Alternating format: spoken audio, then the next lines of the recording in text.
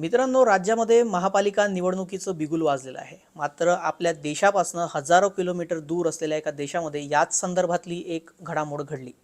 New York शहरामध्ये महापौर पदाची निवडणूक झाली आणि तिथे भारतीय वंशाचे झोराम ममदानी हे महापौर म्हणून निवडून आले. आता अमेरिकेमध्ये जेव्हा जेव्हा प्रमुख शहरांच्या महापौर पदाची निवडणूक होते तेव्हा जगभर त्याची चर्चा होते. या निवडणुकांमध्ये चक्क राष्ट्राध्यक्षसुद्धा उतरतात आणि भारताच्या इतक्या महापालिका निवडणुका आहेत, हजारो महापालिका निवडणुका आहेत, मात्र त्याची कुठेही अशी चर्चा होत नाही जेवढी चर्चा आज अमेरिकेतल्या एका शहराच्या महापौराची झाली. तर त्यामुळे अमेरिकेतील महापौर किती पॉवरफुल असतात आणि त्यांना काय असं त्यांच्याकडे आहे की त्याची इतकी मोठी चर्चा होते, तेच या व्हिडिओतून जाणून घेऊयात. नमस्कार, मी श्रेयस पांडे, तुम्ही पाहताय न्यूज 18 लोकमत. तर भारतामध्ये आपण पाहिलं हजारो महापालिका आहेत, त्यांच्या निवडणुकाही होतात. पण तुम्हाला कधी महाराष्ट्रातील कुठल्या अशा महापालिकेच्या निवडणुका ज्याच्या महापौर पदासाठी झालेल्या निवडणुकांबाबत माहिती अजूनही लक्षात आहे तर फार कमी असेल, आठवत नसेलही. आता अमेरिकेतील महापौर पदाच्या निवडणुकीची इतकी का चर्चा होते तर त्याचं एकमेव कारण आहे, ते म्हणजे अधिकार. कारण अमेरिकेमध्ये महापौर हा थेट जनतेतून निवडला जातो आणि त्या पदाला इतकं महत्त्व यासाठी आहे कारण त्यांना त्या महापौर पदाला जे अधिकार आहेत ते फार महत्त्वाचे आहेत. आपल्याकडे जसं मुख्यमंत्र्यांना अधिकार असतात तसे अधिकार तिथे महापौर पदासाठी जो त्या पदावर बसलेला असतो त्याला असतात.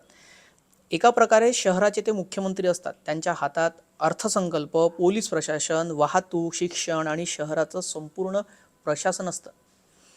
आता न्यूयॉर्क शहराचे महापौर हे सर्वात शक्तिशाली असतात कारण हे अमेरिकेतलं मोठं विकसित आधुनिक शहर आहे.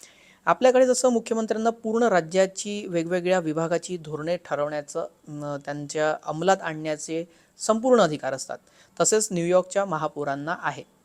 आता भारतातील महापौर आणि अमेरिकेतील महापौर यांच्यातील सगळ्यात महत्त्वाचा फरक जो आपल्याला जर सांगायचा झाला तर तो म्हणजे आपल्याकडे जो महापौर असतो हा नाममात्र असतो. शहराचे धोरण ठरवण्याचे किंवा अर्थसंकल्पाचे अधिकार आपल्या इकडे महापौरांना नसतात. अमेरिकेमध्ये महापौर हे प्रशासकीय प्रमुख असतात.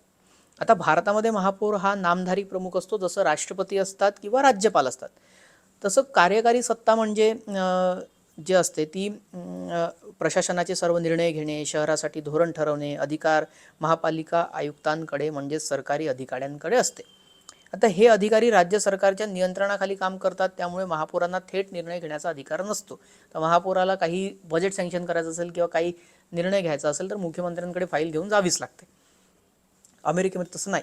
अमेरिकेचा जो महापौर असतो तो राजकीय आणि सार्वजनिक प्रभाव त्याचा फार मोठा असतो. त्यांनी शहरासाठी राबवलेल्या यशस्वी धोरणाची दखल जगभरात सुद्धा घेतली जाते. जर एखाद्या शहर त्याचा विकास कुठल्याही एखाद्या विशिष्ट क्षेत्रात झाला असेल तर त्याचं जे श्रेय आहे, क्रेडिट जे आहे ते महापौराला जातं.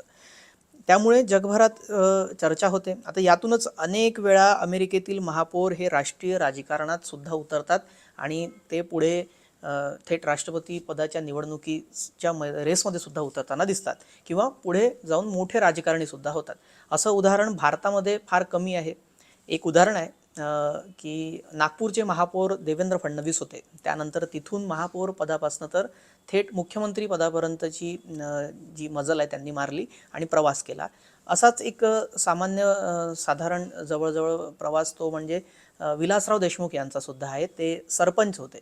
सरपंच पदापासून तर मुख्यमंत्री पदापर्यंतचा प्रवास विलासराव देशमुख यांनी केला. तर साधारण नगरसेवक महापौर हा राजकारणात उच्चस्थानी जाऊ शकतो, मात्र महापौरांना भारतातल्या जे अधिकार नाहीत ते अधिकार अमेरिकेतल्या महापौराला आहे. तर असे अधिकार हे आपल्या देशामध्ये महापौरांना राहिले तर खरंच भारताचाही अशा प्रकारे अमेरिकेत जसा विकास झाला आहे किंवा वेस्टर्न कंट्रीचा आपण डेव्हलपमेंट म्हणतो तशी डेव्हलपमेंट भारतातसुद्धा होऊ शकते का, याबाबत तुम्हाला काय वाटतं हे कमेंट करून आम्हाला नक्की सांगा. आणि असेच ग्लोबल अपडेट पाहण्यासाठी न्यूज 18 लोकमतला सबस्क्राईब करायला विसरू नका.